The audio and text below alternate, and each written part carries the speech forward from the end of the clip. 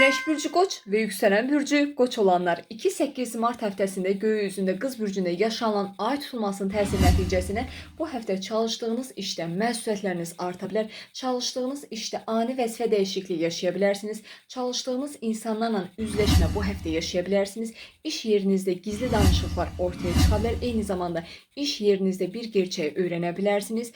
Çalışdığınız iş mühitində vəzifə dəyişikliyi, eyni zamanda bir layihənin sonlanması gündəminizdə yer ala bilər. Bu həftə aşırı eleştirilsə davranışlar sərgiləməməyə diqqət və özen göstərin. Ailənizdən dəstəklər bu həftə ala bilərsiniz, evdən çalışa bilərsiniz.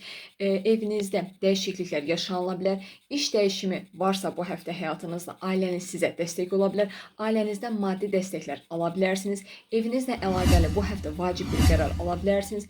Eyni zamanda bu həftə hər şeyi tək başına etməməyə çalışın. Özünüzü işə daha çox fəda edə bilərsiniz, amma bunu etməməyə çalışın.